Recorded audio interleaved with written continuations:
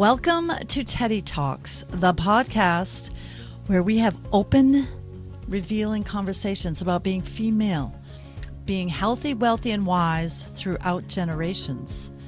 I'm your host, Teddi-Jann Nicky. And I'm your co-host, Nicky LaRochelle.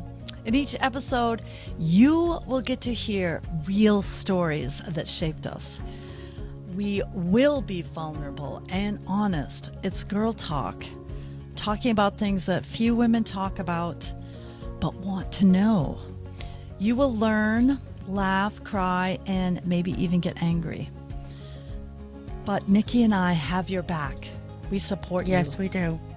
This is a place for support and enlightenment, and our mission is that you will find your own positive voice throughout our stories.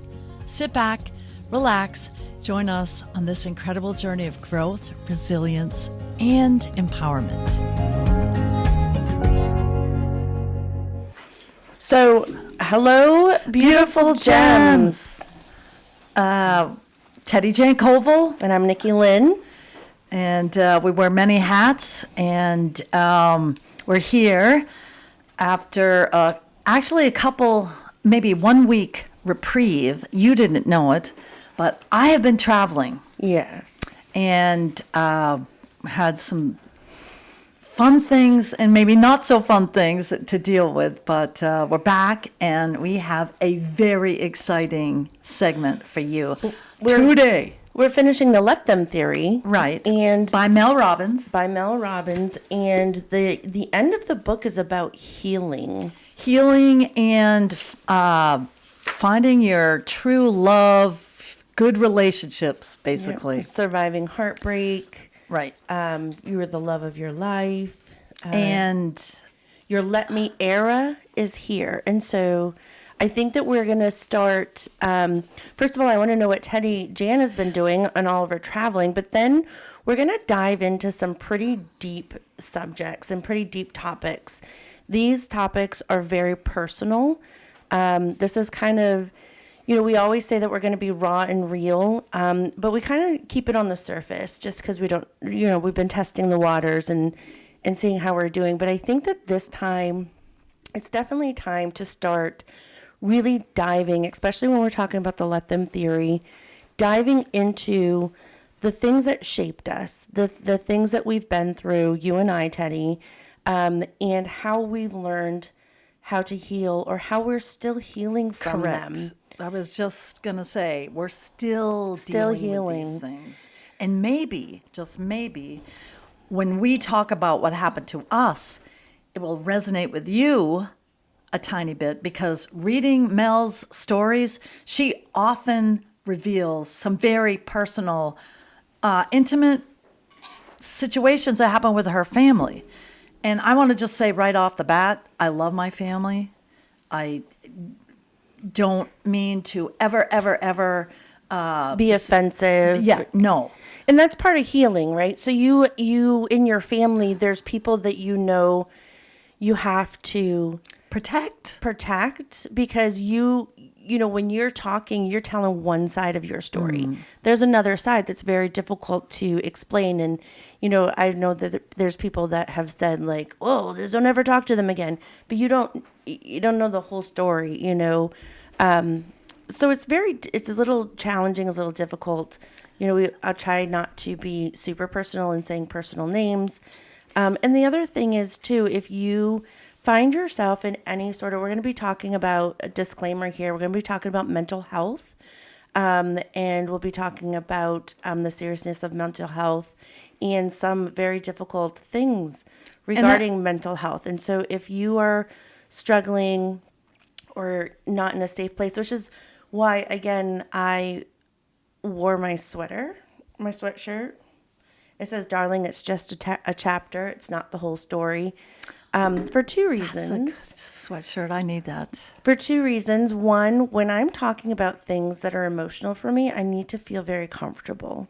And so I think that's really important. So if you're listening on our YouTube channel, and you've got some issues or things that you're dealing with, find yourself a comfortable spot before listening to this. Don't try to listen to this episode on the road, trying to run from here to there. This one really needs to be, you need to be in a comfortable spot that you're taking care of yourself. We're basically letting it all hang out in a way, being vulnerable. And I'm not even sure how much I can truly say because I've kept it buried so long to protect other people, but also, myself. Right. And we are just hoping through all this because Mel's words opened a bunch of scars. Yeah. I mean, they were Yeah. open wounds. They now are mostly scars. But there's some weak spots some in weak those spots. scars. And so when And, you're diving into healing and you're diving into the book and you're diving into the Let Them theory, it'll be shocking to you what you thought you took care of or what you thought you healed from is a weak spot in your scars. right. So before we get into that deepness, tell me about your traveling. Well, let me just say that was part of my healing a little bit. So I traveled out with my husband to Ithaca, New York, where Cornell University is. And, I loved it there. Just, we'll say that, to watch a regional, my family's big into sports. My husband's baseball, football coach.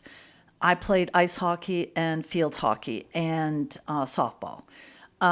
But so the women's national collegiate NCAA ice hockey tournament is like 2 weeks ahead of the men's. And a lot of people here are huge Black Bear fans. Yay! They just won their regional Hockey East. Well, a week ago, the women, college women's ice hockey had their regionals. And so Cornell was hosting one. So we went out, the Cornell team, I know the coaches, and went out to see that. It's part of my story, so I went out, and they won.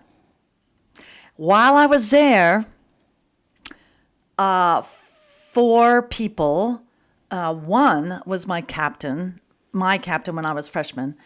The girls won, Cornell won. Let's go, because they made it to the Frozen Four. Let's go to Minneapolis is where the Frozen Four was. When did you go to New York? I went to New York a week ago. A week ago. Okay. And then Came back. And you were with some of the women that you skated with in Cornell. Cornell. And there's my championship ring. By the way, my team, I have to tell you this. I posted it, but some people don't really get it. And I want to keep this brief because, my team that I played on, I did not know. We were the first collegiate women's ice hockey team to win any kind of tournament. Any kind. Oh, wow. There was not the Frozen Four. There wasn't the women in the Olympics. There wasn't any national championship. It was the Ivy League championship. Because at that time, not that very many schools had ice hockey, but because of Title IX and mandating you have to have equitable programs for boys and girls, men, women. And so up until then, you weren't allowed to, your ice hockey team wasn't allowed to compete? Well, they had a team, but it became varsity in the 70s, early 70s. I didn't get there till the mid 70s. So I was like on the 5th team that they ever had at Cornell, and we won the Ivy League championship. And 2 years ago, we got our rings. We had to buy them. Okay. You won the championship, but you never got a ring? No. Oh, my God. The trophy that the school got was smaller than this mug. Let me just tell you. It was a little trophy with a male hockey player on it that had a little picture, a Polaroid, one of those Instamatic pictures stuck in it, and this big. I love that you said Instamatic. Yeah, that's what it was. That's what it was called, Polaroid Instamatic. Yeah, anyhow. So she said, let's go. And I'm like, what? I got no money. I got what? Bottom line is I went and came back To Minneapolis. Okay. I got my little, I'll show you later, Okay. the hat. Well, I got the shirt. Cornell played Ohio State, and Wisconsin played Minnesota. Okay. Yeah. So anyhow, that's what I did. But you, young lady, are going on a trip. I am going on a trip. And I wanted you to have a T-shirt before you went. So I'll tell you about my trip. Oh, let me wait. Oh, I got wait. something I gotta for you. wait. Okay, I gotta wait. So you've been to New York and Minneapolis in the last 2 weeks. I was right. I went to Minneapolis and spent 24 hours. Oh my gosh. I don't think I could do that. Oh my gosh. But here's your beach cover up. I made this for her. Oh, I love it. Mina with an attitude. Right.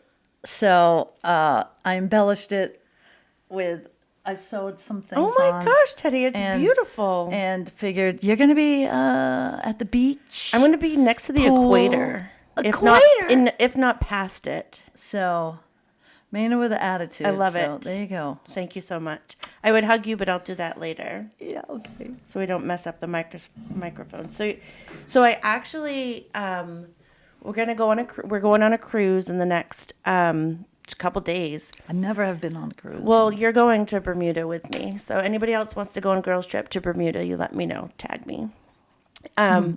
But I found this one of my toxic traits is that whenever I'm struggling with either getting work done or in an emotional place or anything like that, I just search for vacations.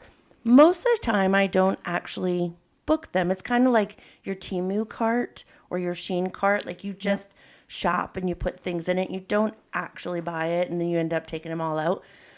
Or at least I do. Maybe you don't, Teddy. So I don't even shop like that. Oh, okay. Well, it's called doom shopping. You know, you're just laying in bed, you can't sleep, and you just put stuff in your cart, and then you wake up in the morning, you're like, that was dumb, and you take it out. Well, I have bought things on TikTok before. So this is what I did, and I'm always looking for vacations, not because I'm ready to go or want to go, but it's just what I do to keep myself occupied. I found this calming. It is, I guess so. So I found a really stupid deal for me and my husband, a 12-day cruise, going to the Dominican Republic, to Curacao, to Bermuda, you said? Bermuda. Aruba, Grand Cayman, and it ends up in Boston. So we don't even have to fly back home. It's like perfect. So, and it was a really ridiculous deal. So I grabbed it. I was like, hey, honey, can you get this time off of work? And he's like, I think so. It was only like 3 weeks ago that I booked it. So I was like, okay, here we go. I guess we're doing this. So, yeah. I love the spontaneity. My husband, no way. No. What? No. What? No way. No.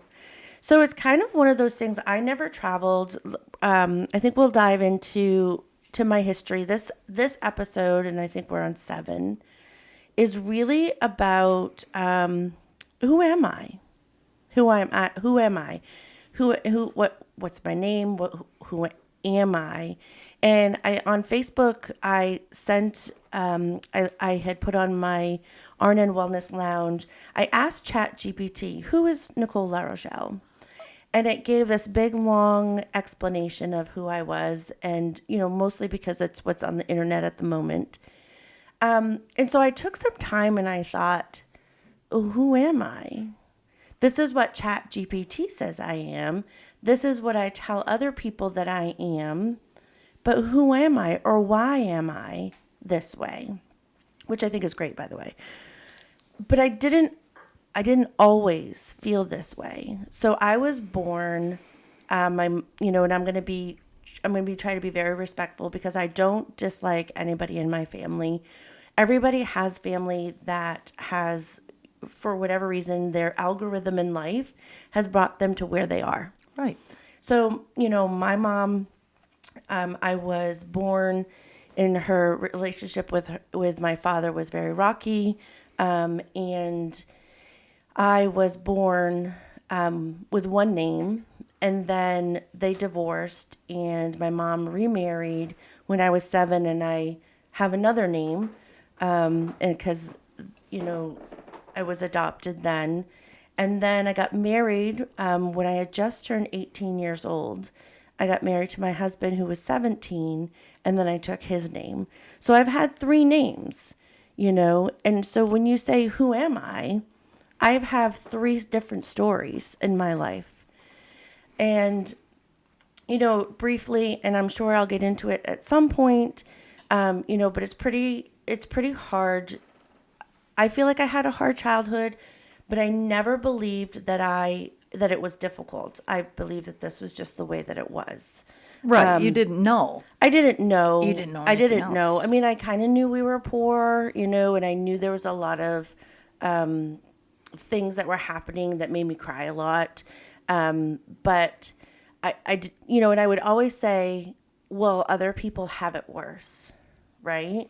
So you can always excuse the way that you're feeling because other people have it worse. And I'd never really dealt with that. I got a split home, and I don't know if you've ever, and I think you have had to go through custody. Oh, yeah. With the father and the mother. And my sister and I were kind of doing the custody thing. And when I was 11 years old. But you were what they were fighting over. Well, it was. It's your parents. Yeah, my trying parents to divvy were. up Yeah, you it was. as a child, siblings. Correct.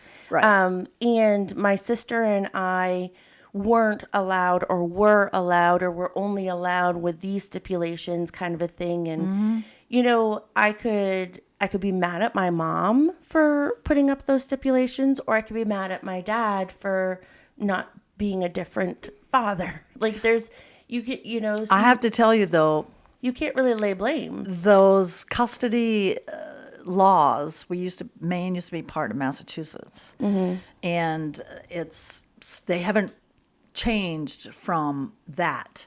So basically, women have fewer rights. So, and that's still the case. So whatever is mandated by the court, your mother was a little bit lower on the totem pole than your father. So I think my mom that's- actually had all control. I think that she had all control. And then depending on, because my mother's very religious and my father was not. So there was a lot of rules about what we could visit that your from my mom mom made. said. Yeah. Okay, that's not so much a court thing. No. Okay. And then when I was 7, then I was adopted by her new husband because my father gave up parental rights. Okay. So now she has full control. Okay. Because now he has no parental rights over me. So it was very, I'm a young kid. I don't really know. But Right. So when I was 11 years old, my sister she was 13, and she stayed with my dad after we were visiting and wouldn't come home. And How old was she? 13. And so I was set in that moment into making a choice because I was there too.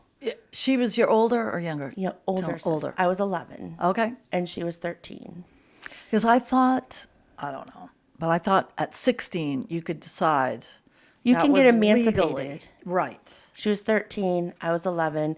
We were on visitation, Okay. and she decided she wasn't going back home. Okay. And then, I can't really remember.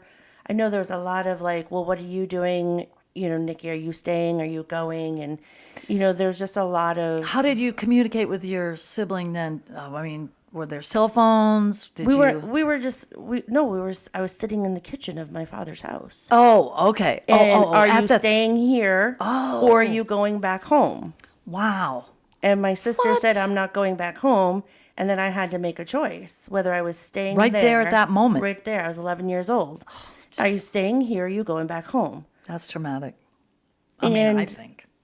And I, again, didn't know the right answer because I knew why my sister wanted to stay and I didn't blame her, but I also didn't understand what to do. Why did she want to stay? I don't really want to get into that at the moment. Okay.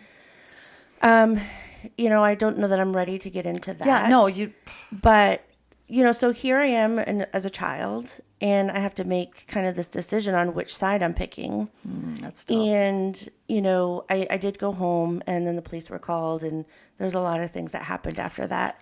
And then when I was 11, a little bit later, I ended up having to testify in court.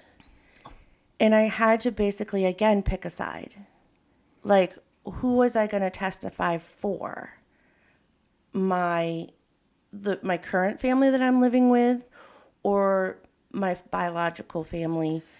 And this was all, the court was, your parents are already divorced, and this is just for custody. This is just because my sister wanted to stay. Wow. With my dad. Wow. With my biological father. So I remember it was very difficult for me because, but I just kind of I don't know. And I made a lot of excuses. Yeah, but because. That is because. But yes, that's true. But it's because what I did.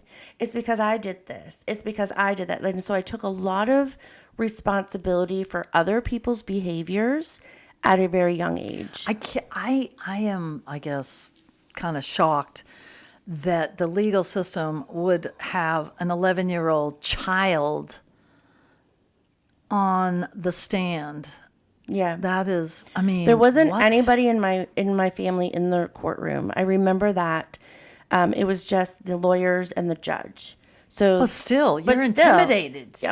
It was crazy. It was nuts. But, the end of the story is, my sister stayed with my biological father. I stayed in my home. And now I'm the new firstborn. Now I'm there. So did your mom disown your sister? She did for a while. Oh, wow. She did for a while. I don't know if she disowned her, but it was more of the, you can't be around here. And there was a lot of fear, I think.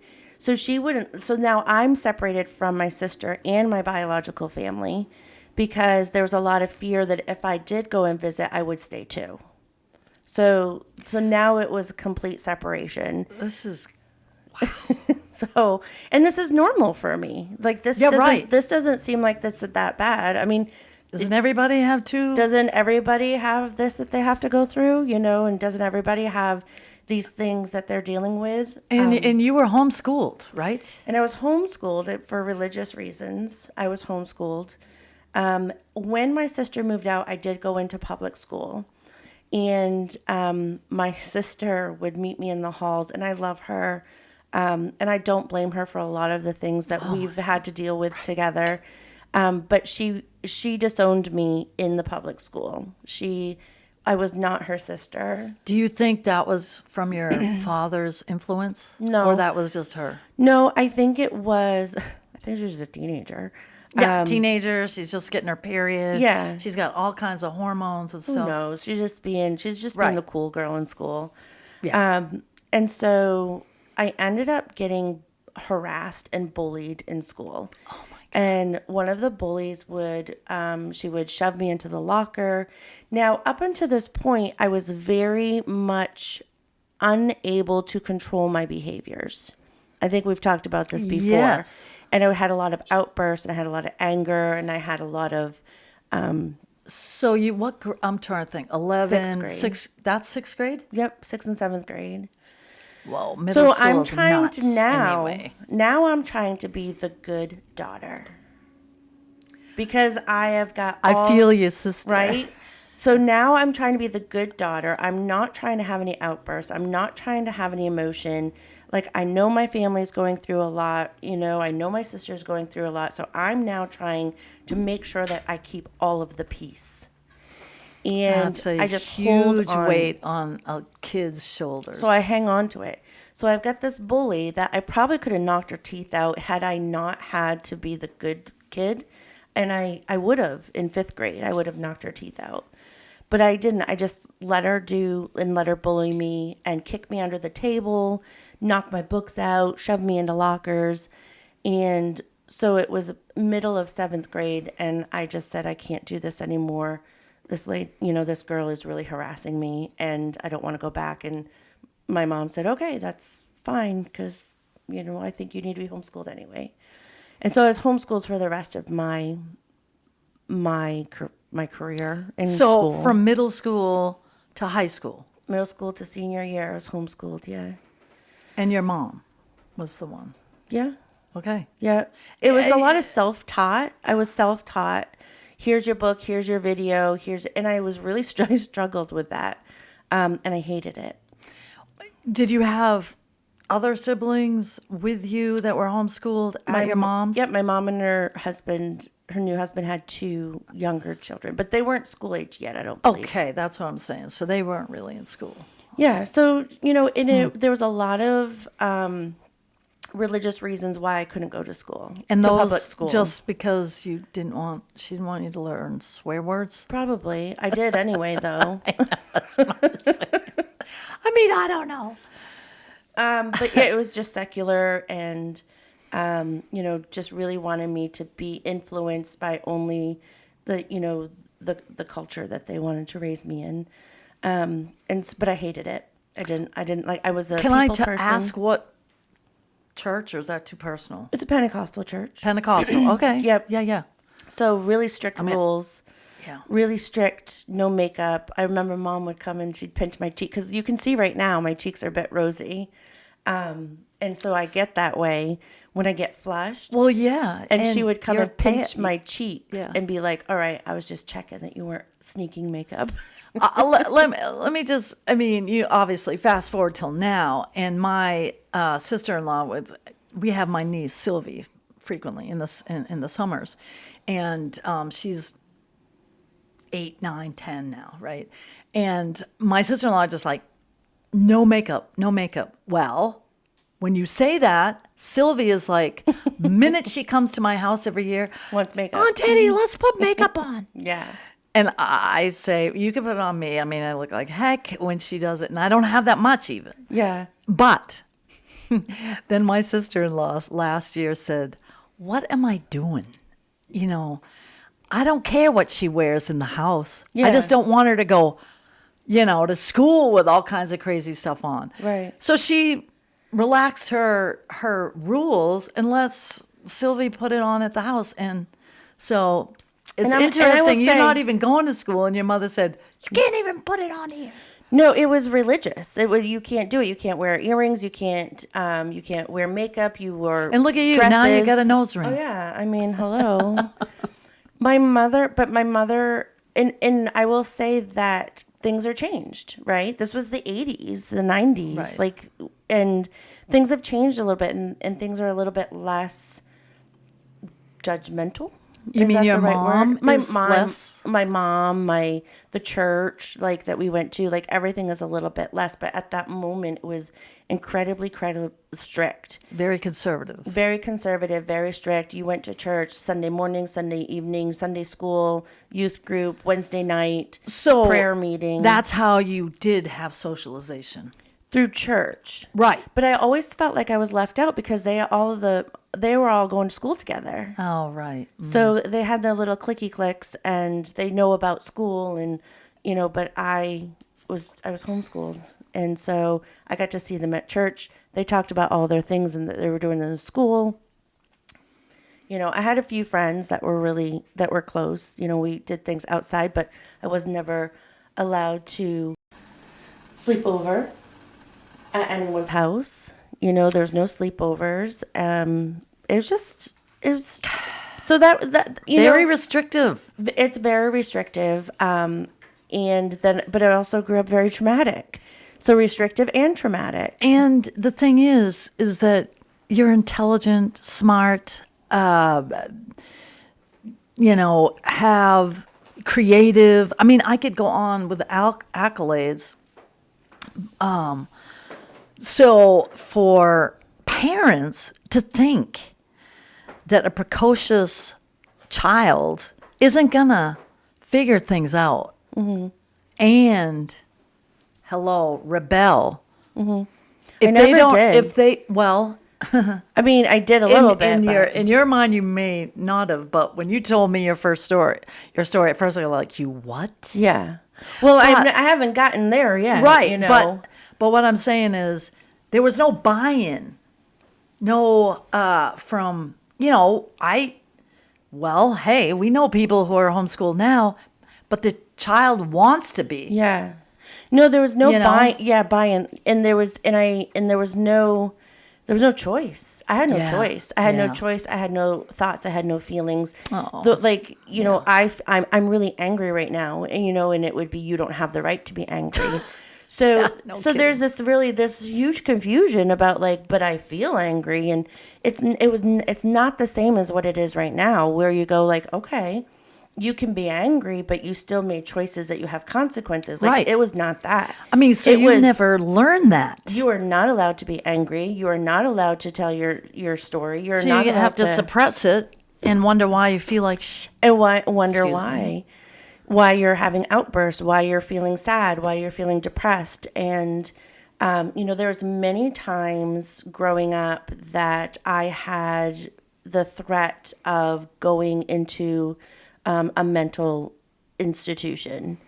And there was a couple of times that my mom packed my bag because she just didn't know what to do with me. And then I thought, I don't know what to do with myself. Right. Totally I don't know about you. Don't know what to do with me. Totally what do I do with myself? What kind of mentorship is that? I mean, well, again, scary. Let's remember that she, people are a product of their environment. Right. And this is all she knew how to do. She's got her own wounds that she's trying to heal. And she's got someone. And by the way, if these things happen to you and you have these feelings, please seek therapy. Yeah. Please. So you and I went to therapy a few times, but I went to therapy because I was bad. Yeah, well. I went to therapy. I was sent to therapy to fix me. But as an adult, people can realize that, yes, you need to be fixed. But you need to understand why you're here. And that never resonated with me. That was always, you're bad, you're not enough, you're creating all of these problems in your home, and it's all your fault. Oh my gosh. And you need to figure it out and make it change. And I just couldn't figure that out. So when I was 18, so I met my husband, fun story, at homeschooling 4-H. So we would once a month get together with all the local homeschoolers, and he has a story that's even more tragic than mine. But I will not tell his story, because it's his to tell. But I met him there, and it was my highlight of my month, is to just go and play basketball and hang out with the kids from the 4-H, the homeschooling 4-H, and see my future husband, who I did say, I'm marrying him. When I saw him, I said, I'm marrying him. And we became we became close friends. Now he lived in Orono and I lived in Charleston. And so he would, it was long distance. And so if we would call each other, it was costing money. Oh, right. Uh-huh. So we would get in a lot of trouble once the phone bill came through. So then we started writing letters back and forth to each other, and that's how we communicated. Well, that's sweet. Yeah. At least you could get the letters, and that she didn't intercept them or something. Well, there was a little bit of I'm not telling it, because I was never allowed to have a boyfriend. Of course. Never. No. Conservative. So we don't even talk about those things. So I don't even have education on those things, because if you don't talk about it, then you're not going to do it, right? So anyway, I was 18. I just turned 18, and I slowly and secretly moved out of my house, my home. What do you mean? How can you do that secretly? I would You're pack. either there or you're not. I packed a little bit at a time Okay. and moved things out a little at a time. And then You mean like, so once a month you go to the sing, maybe have a bag, and would you give it to Dustin? I would give it to one of my friends, Your who I was friends. going to go stay with her. Okay. And because I knew that if I was going to try to leave, it was not going to be good at Oh, all. right. Because I watched and I witnessed how my sister was treated. Yeah. You get And I was PTSD. afraid. And so I didn't know, and I had attempted a few times before to leave, and it didn't go well physically. It didn't go well. So your mom had caught you, and her, like, did she beat you? Or it did wasn't my she- mom. Or So, were you just grounded? I mean, you're already grounded. oh, I'm always grounded. I was grounded my entire teenage, like I was just grounded all the time. So, like I never could do anything or go anywhere. You didn't go out. No. It was like you were in COVID and didn't have it. I know, right? So I was always grounded. But I was physically stopped a lot of times from trying to leave. And it's, and it's these things that you still don't really want to talk about because I have an underlying respect for my parents because I understand where they came from, but at that time it was really hard to go through. And so I ended up sneaking out, and I moved out, left a note, said this is where I am, and I waited for everyone to be gone. My mom was like, I think she was away at camp or something, so I knew she wasn't going to be around for a while. And my dad that had adopted me, he was at work, and I knew he wouldn't be around for a while. And so then I got the rest of my stuff and GTFO'd. Yep. But he found me. So your stepdad came to your friend's house. No, caught me at work and blocked my car in. So you were allowed to work at like, where were you working? I was working at the veterinary clinic down the That road. clinic. Okay. Yep. So it was not. Well, I mean, it wasn't you very could awesome. stay in the clinic, I guess. I don't know. I called my sister to come help me. How old were you then? I was 18 because I wanted to wait till I was 18. So I had full control of my life. Now, they had bought you a car, you had bought your car. I bought a car. So that was your car. Mm-hmm. So you didn't realize it, but you could have called the police and said,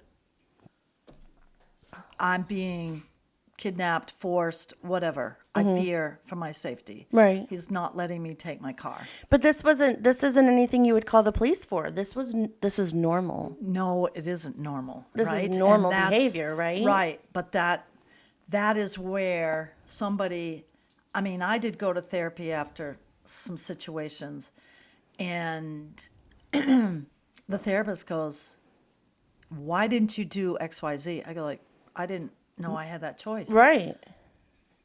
That is what you have to fight through now to know that behavior, those behaviors that your parents exhibited, not normal.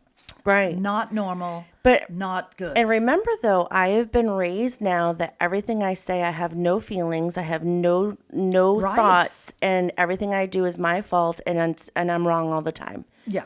So there's no way that I would ever have thought that I was doing anything that wasn't wrong. I am just curious why the people that you worked with didn't say, hey. I was by myself. I closed up the shop. Oh my gosh. So I worked in the kennel, and they would all go home, and I would clean the kennels and take care of the animals. So I was by myself, and I would close it down. So, but anyway, the end of story is I did leave. I didn't talk to my family for quite a long time. And then 2021 happened, 2001 happened, which was the Twin Towers. And I went into this. It was 2001. Yep. I said 2021, but I meant Okay, 2001. okay. And I said 2011. 9/11 happened in 2001. I It was working at the 2001. I was 21 years old. So before that, so my husband and I at the time, now we're seeing each other, and I move in with him in his home, in his parents' home, and his mother, again, I'll try not to tell his story. Right. But she was like, I had nothing to complain about in my mind, because this was a lot for him to deal with. So 6 days, we decided to get married. He was 17 years old, and he said, I don't want anybody else. And I was like, I don't want anybody else either. So we decided to get married. And 6 days before our wedding, of course, my mother was very unhappy. My mother did not believe that I knew what I was doing. But okay, having daughters of my own, I would see that. Now. So you were at Dustin's house. Yes. And you decided to get married. Yes. Both had graduated? No, because he was 17. Right. But you had gone through whatever, the homeschooling. I did the homeschooling. I've got my GED. Yeah. Okay. Yeah, so I've gone through the graduation. And he is still 17 years old. Well, a junior in high school or senior in high school? Senior. Okay. I mean, I don't really know where But he was in public school. No, he was homeschooled. Oh, he was homeschooled too. Yes. Okay. Yes, this is how we found each other. Right. So we're hanging out more, and now I'm staying at his mom's house, she has now gone from Buddhism to Christian Pentecostal, because she split up with her Buddhist. It gets crazy, guys. It gets absolutely nuts. So, but now she's separating us, and now I have to sleep, in another room, and which is fine. But now she's a Christian, and now she has all these Christian beliefs. So she's. I mean, I'm not laughing at your story. I'm just laughing that I'm laughing at my story. people can flip-flop like a fish. She has a lot of issues. She had a lot of issues, and she was definitely needed mental health and never got it. So what happened now, it's 6 days before we're going to get married. I have worked 2 jobs to get as much as I can. I've got no support from my family. I have no support, from anybody else. I bought a $200 dress. I went to Walmart to get shoes and, basically whatever I could do. I've seen your pictures. You look beautiful. And I'm pulling together a wedding in 3 months. It was like, let's get married. Let's do it now. 3 months. Here we go. Backyard barbecue. Time to go. So 6 days before our wedding, his mother burned down the house that we were living in. The family house? Correct. In Orono? Correct. What year was that? 1998? 99. Yeah. 1999. 1999. So, oh my gosh, I was living in Orono at that time. Oh, really? Yeah. Cool. So now the house is burned. We're all displaced.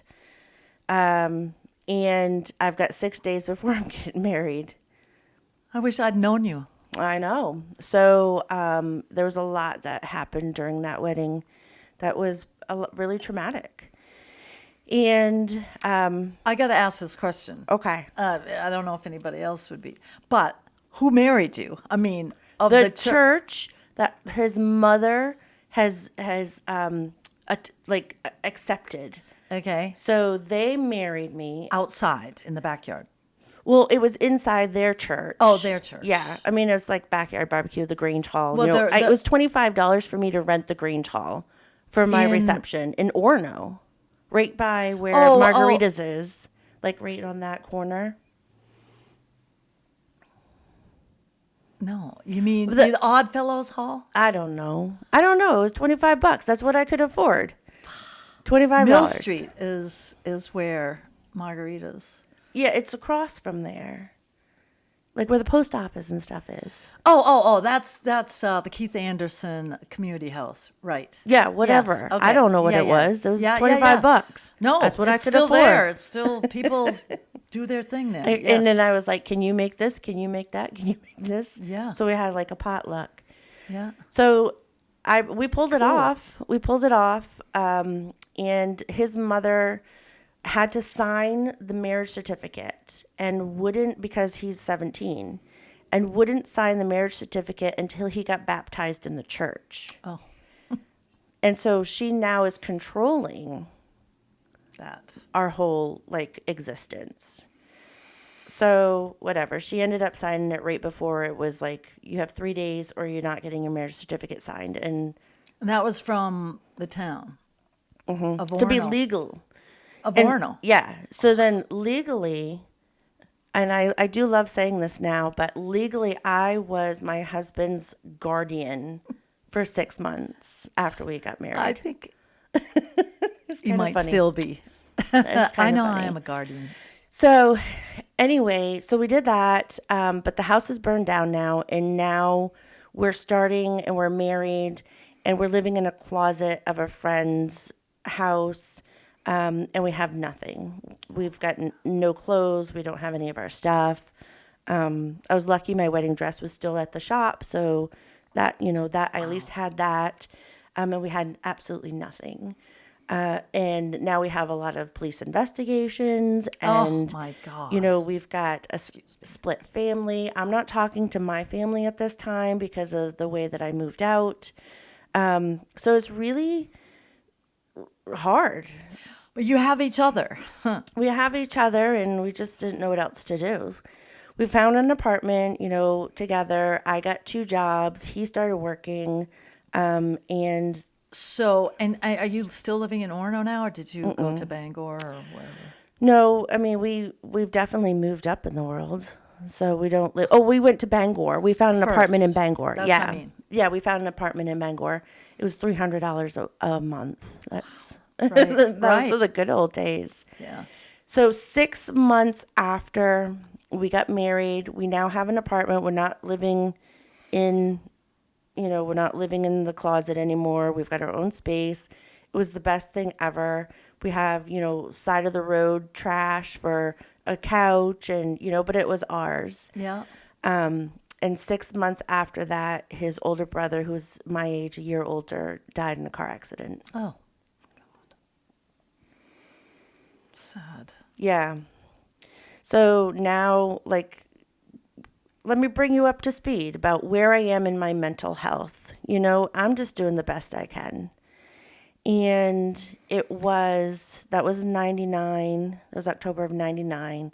So we went through that. And this was the first time that in 12 years, that he had seen his father. And it was at the funeral of his brother. So sad. it is extremely sad. But again, a custody thing, right? So, but we understood each other, Right. and we were there for each other, and I really trusted him in that way. Now let's fast forward a little bit. We're trying to move on with life. And I've got a job at a veterinary hospital. I really love it. And 9/11 happens. And when 9/11 happened, I'm still in this chaos of my entire existence of my life that I was trying to manage, right? Keeping Apartment, husband, my bills. all of the trauma that I went through in my life. It's all, you keeping it all surface level. You're just shoving it all down. 9/11 happened, and over the course of maybe a few weeks, I fell apart. I just absolutely fell apart. Did that incident of the terrorists make you afraid for your own life? I or don't know that I was afraid. I think it brought enough emotions into me that I started to everything just kind of came to the surface. Yeah, And because I mean, it was so uncertain at Yeah. that moment, when you're living in an unstable environment, Right. certainty is all you really can hang on to. what you know to be certain. And then if you can focus on that, but when the world, when that happened, not even the world around me was certain anymore. Correct. So it just really brought up everything all at once. I was having lots of panic attacks. And there was just these moments where I can't even explain it, Teddi. Well, I mean, you had so much trauma growing up, and that's what PTSD is. Yeah. You don't have to serve in Vietnam or a war scene to have it. Yeah. Lots of women have this from the trauma of either, parental abuse, and it doesn't have to mean that you're slapped in the face. Right. The verbal abuse can emotional. verbal usually adds to emotional. Right. And then it just will bubble up when you don't even expect correct. It. And I was like, how am I losing control? I have my whole entire existence up until this point, 21 years old, I have maintained control. Mm-hmm. I have decided that this is how it was going to be, and I was going to, have control over all of this and stuff it all down. And I was like, how am I losing control? And it was, I couldn't even put a finger on it. I couldn't even tell you how or why it just all came back. Right. And so I ended up in the deepest, darkest hole I've ever been in. And I was at the point where I was going to end my life. Yeah. And I didn't want to. I just didn't know how to get out of that hole I was in.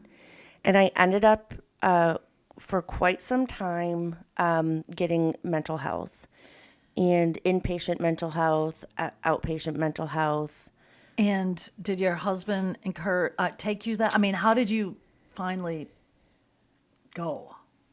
I think he called the crisis hotline on me. Okay. And then, it was not good. Because you attempted to end your life. I wanted to. But you didn't. I didn't make an attempt. Okay. Nope. I was just out of control. Mm-hmm.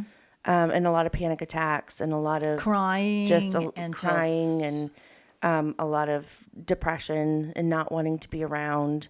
Yeah. And I just was stuck. So you didn't go to work. You didn't leave the house. Yeah. No. Okay. And when I did leave the house, I would have severe panic attacks where I would be hyperventilating and I would be thinking that someone's after me. Like I would have almost like hallucinations that something terrible is going to happen. Well, yeah, that's what you went through as a child. They were coming after you. Mm-hmm. So, I think that if he hadn't called, thank God. Oh, yeah. He was there to make the phone call. And it was pretty hard for him. He's not sure what to do with me. What the heck? Yeah. So I ended up, for a really long time, in and out of the hospital, mental hospital. Acadia? Mm-hmm. You went to Acadia? Yep. I mean, that's... And my husband stood by me. And I got to the point where I told him to leave. I told him how much I hated him. I told him I hated him. It broke his heart. But I was so ashamed of who I was at that moment. Well, he could see that. He tells me now, he said, now I'm getting teary-eyed. No, do it. He tells me now, he said, I made a choice that day. I either was going to stay by you or I was going to walk away. And whatever the choice was that I made, I was going to stick to it. And that's part of this let them theory, is that nobody is perfect. But you have to decide in a relationship with people that you care about, love, married to, do you love them enough to live with what's going on? Or is the confusion so bad that the only way you, as a person, You're running away from your microphone. can, right, you can either live with that or you got to leave. Yeah. You have to make a Live choice. or leave. You have, I mean, Yeah. that's I would have the left me. situation. I would have left me. Well, I was more You than a wouldn't hot have. mess. I would have. Well, at that moment, I would have. well, but the thing is when people see somebody struggling, and I can say this as a female trait, we're nurturers, right? So you see somebody struggling and you say like, you're going to support that person. You're going to be there. You're going to bring them the soup. You're going to, make the area comfortable. And then when you step back and the crisis is kind of, all right, we're in a safe spot, like you're at Acadia. Now you decide, if it's too much for you, you have to go, or you're going to stay. I mean, I will just show that I've got a little. She did this. It's right here. It's the loop. Decide if this is a deal breaker. Yeah. There it is, right there. It's a circle. If it's not a deal breaker, you quit your bitching. If it is a deal breaker, then you end the relationship. Yeah. Yeah. I mean, that's kind of simple. And it doesn't necessarily mean that if he had walked away, it didn't mean that he didn't love me. Correct. It's that he himself couldn't handle it. He couldn't handle that. And I wouldn't have blamed him.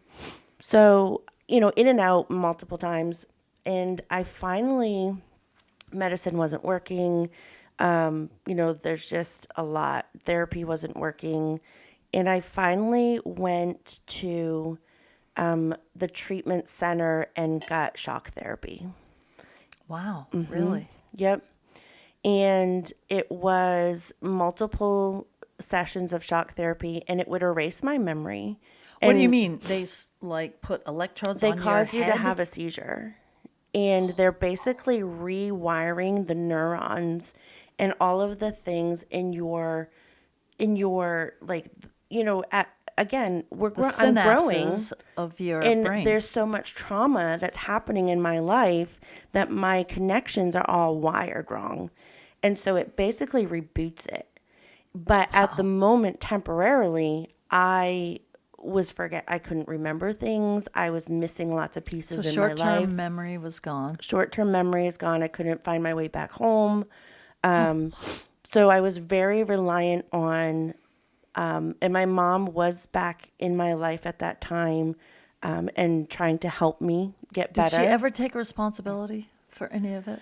Well, not curious. at that time. My mom is very different now. She's a very different person, and she's healed a lot of her own demons now, and which is why I'm very cautious to place blame. But it doesn't mean that it didn't happen. It just means it's unfortunate. But she was helpful in that she was, would help get me home. And now my husband has now picked up 2 jobs day and night. Oh, wow. Because I am now out of work. So through that healing process, I started to get better, and I started volunteering because I needed something to do with my life. I couldn't sit and do nothing, but I wasn't well enough to get a job. And so I volunteered for the hospital, where I would call people, older people in the morning, and I would call them to make sure they were awake and alive. Oh, that was my that's volunteer job. And what I realized was that that's what I needed to be doing, is I needed to start working. I needed to be with people and not animals. Absolutely. And so I started my career path as a healing from my major depression. And I started volunteering. I started doing other things. I got my CNA. I started working in the nursing home. And So you went to school while you were working? I wasn't working. I was working volunteering. I was volunteering. Yep. And I got my CNA. And then I finally was cleared enough. And the shock therapy changed my life, and I would never go back. If I ever get that deep again, I'm just going right to shock therapy. And that's at Acadia? Everything. Mm-hmm. Oh, wow.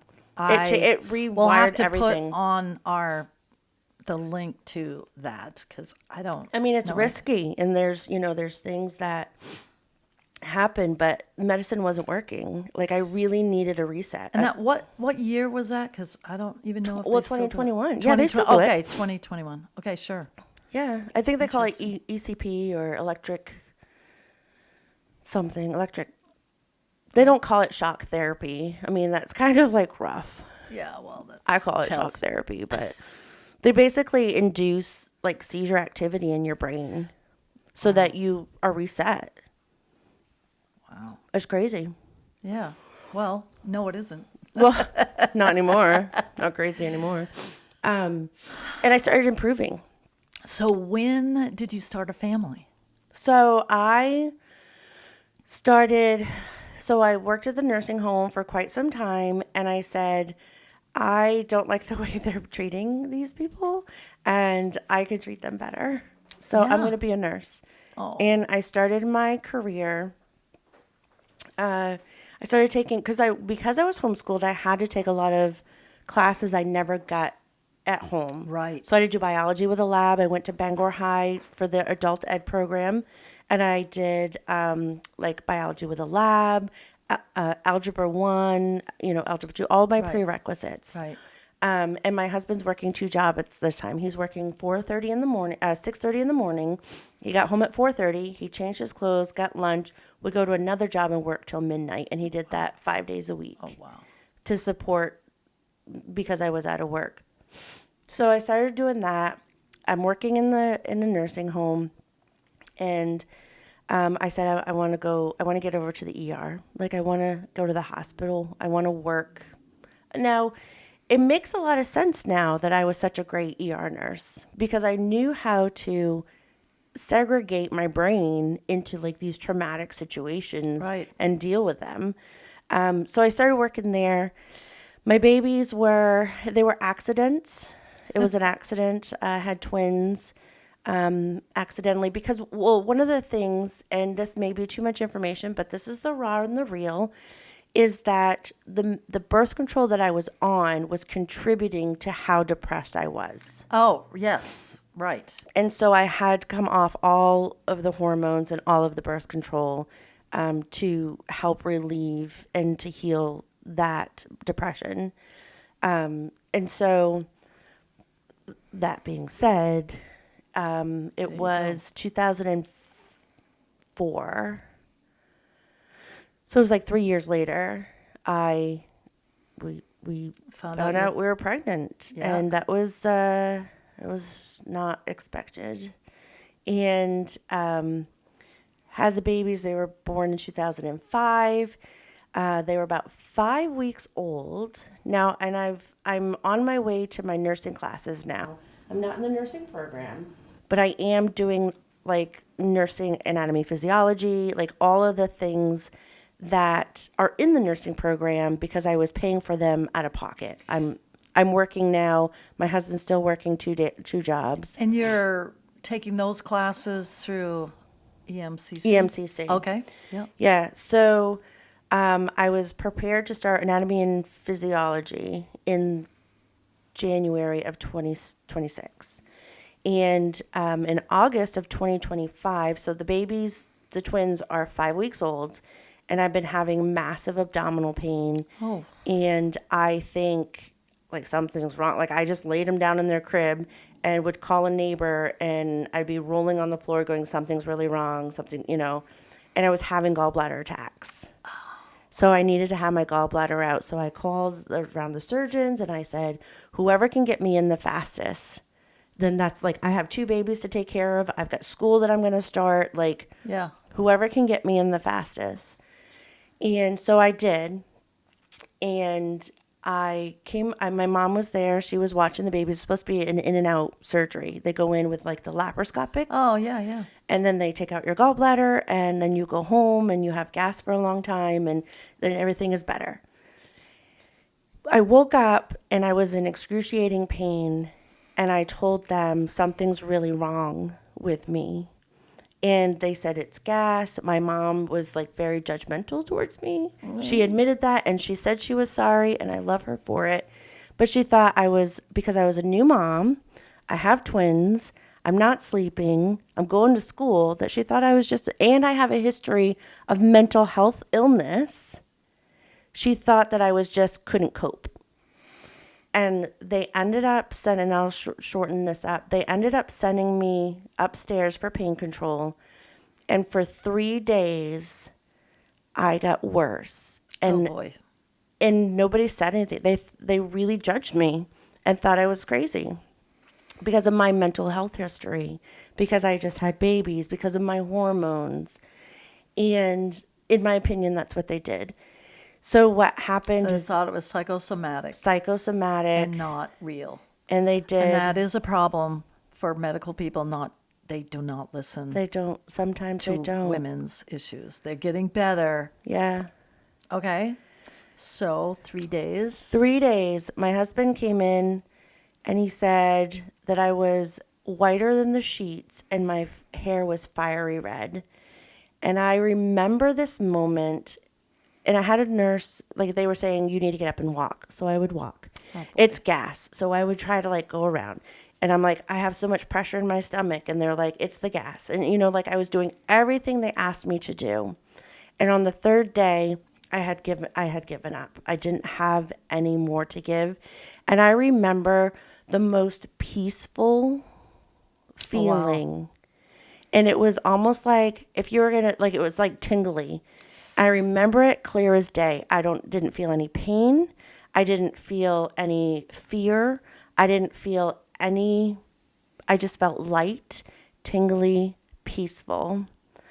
And the physician took me to surgery, and I had a perfed bowel, and I had 2 liters of stool that was in my stomach. Oh my God. And I was hours from dying. Right. And my babies are 5 months old, and my husband's working 2 jobs. Because all the toxins in your body I was very were septic. Causing my heart, I had congestive heart failure. I had my kidneys shut down, my lungs shut down. I was septic. I mean, so septic, so sick. So this ended up being a 6-month rotation in the hospital with just tubes and abscesses and stomach surgeries and so blood was clots. That caused by someone not taking your gallbladder out the correct way? They one of perforated? those little thingies punctured my whatever, so my sue intestines. them for malpractice. It punctured my intestines. So it was really quite a lot. Oh, yeah. So my I think I had 5 abdominal surgeries. My mom is now watching my babies. And my mom and my sister are now in charge of the babies. And I'm trying to recover. My husband's working 2 jobs. Wow. And I finally get my last surgery. And I'm living with my mom now. So now we're back to healing our relationship. Mm-hmm. Okay. Because now we're in a traumatic crisis emergency outside of ourselves. And we're just like, you know, she steps up. She always steps up in a crisis. She always has, really, in that way. She'll help out.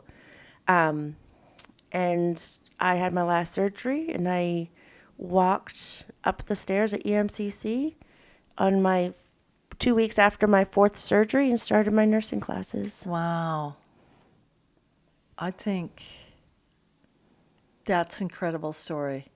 And we all, as women, have stories that... And I had promised myself at that moment I would never, ever judge people. And you never know. And I would always... I mean, do we get judgmental? Of course we do. But I at that moment knew that I was going to care with compassion because I'd been there. And I think a lot of us that do have been through something. Mm. And because we understand what it's like. Your journey makes you not only a better person, but a super professional nurse, because you know exactly from trauma, from failed surgeries, from the mental health experiences that whole circle, all those experiences, like I said, not only makes you who you are as a dear friend, and just, people can learn from, hearing your story, but just being around you. You have this magnetic quality that people want to trust you and know that you're genuine. And all those things, to me, I mean, that's why I'm drawn to be with you. Yeah. But, I didn't wake up to be this person. No. Like, I've been through some stuff, Teddi. I've been through some stuff. And I've been through some stuff. And that makes me be able to say, I know that you're going through some stuff and it's going to be okay. And here's how you heal. And you are such a good friend, a good mother, a good daughter, a great nurse, healthcare provider. And I can see now why Nikki has a wellness lounge, because she wants to give back.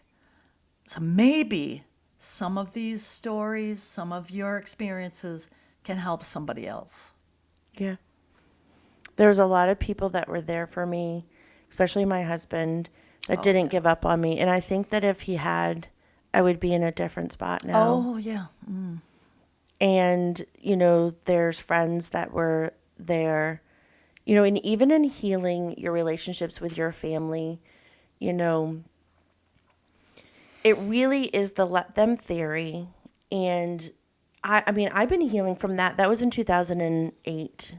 And it wasn't until last year before, that I finally started to think that I was become whole again. It takes a journey. It takes a really long time for you to understand yourself, understand why you do the things that you do, and to heal from them. And not only heal from them, but understand what the person that did things against you, what their intentions were, or why they were doing what they did. And maybe you will never know why. You may never know why. But the underlying thing, and I have to look into her book a teeny bit just because I'm not a healthcare professional or a personal coach. But one of the things that Mel talks about in Let Them is that, everybody deserves an awesome, loving life. You deserve the love of your life. You deserve... And if you are in a situation where, okay, you love that person, your mom, your husband, whatever, but if you your friend, your child, but here's the thing, if they are confusing you, that is a sign that there's something wrong. Mm-hmm. And you try to dig deep into yourself. Just remember, you are worthy. You are enough. You are to have goodness. I mean, we can all learn and grow. Right. So if you're confused, I use that term, check yourself. So like, yes, you are worthy. You are a good person. You deserve the best. Mm-hmm. And I'm not saying the best is a yacht, or a diamond tiara. Although that would be nice. That would be nice. But you deserve goodness, love, respect. And so if somebody is not treating you that way, please know that you deserve better. Mm-hmm. And that's a signal. Step away. Get the help you need. Yeah. And Teddi, that when you step away, it doesn't end. No. Because you've got a lot of connections in your brain that are telling you the wrong. And we talked about this last season about the reason that we talked last season about you are enough and the negative voices and the demon in your head is because I've lived it. I live it all the time. Right. I know it. And I know the lies that it tells you every day. And you got to let them. But the second part, which is so important, is let me step away, or let me go to what's healing towards me. And I've had to step away from people in my life. Right. But I also did a let me. Correct. And said, there's enough good here. And there's enough value in these relationships that I understand where the negative came from, and I'm going to protect myself because I understand it. I just licked this. Well, but I'm not going to walk away from them. Right, because they're family members. They're family, they're friends, but it's when you have to weigh that out. Right. You can't say you did this to me and now I'm going to be bitter and negative and I'm going to just be hateful, but let's see you on Family Sunday. That doesn't work. You have to make choices. I understand what this is how it happened. And I understand that this is how it affected me. And I have worked on healing myself. And now I understand how to protect myself around you. Or I understand that I forgive you. And I'm going to let this go. And let it go. I think this is a good place to end. Yeah. For this episode. It was pretty hard. I love you and thank you Incredibly for sharing. Vulnerable for me to share this. Especially where I have the lounge. I want to be successful and I want people to think, well of me. But I thought it was super important to we have the pearls, and the pearls are my mission, and the pearls are our branding, because you cannot get a pearl unless the oyster's been damaged.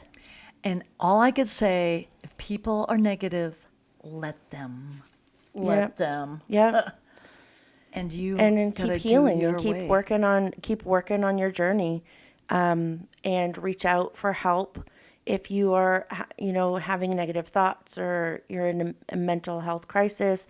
Always call the crisis hotline. We've talked about this before. And if you can't, scream. Somebody will hear you, okay? If you're in abusive relationships, there's resources for that. Teddi and I are not physicians. We're not therapists. We don't, these are our stories. We don't claim that we have answers to everyone's issues, but Teddi will link a couple of hotlines for people that might be in a situation. But really, Teddi, to end this, we just need to say, it doesn't matter how old you are. You can always start taking care of yourself now. Always. Thank you so much. Thank you, Teddi. I love you. I love you. Please follow us on YouTube, Teddi Talks. Don't forget to subscribe. You can also find Teddi-Jann at msha.ke/Teddi.Jann. Those are 2 N's, Jann. And if you want to follow my journey with the Wellness Lounge, you can do so at rnwellnesslounge.com, and of course all of our social media channels. So as a disclaimer, as always, we want you to know that all episodes and personal stories are our beliefs, our opinions, and they're not to be substituted for advice from a professional provider. Stories and names sometimes might be changed to protect the other side. And remember, it's okay to take care of yourself and celebrate you no matter what age. This is true, and we are very grateful and appreciative of Selfie Space located in Brewer, Maine. Check them out.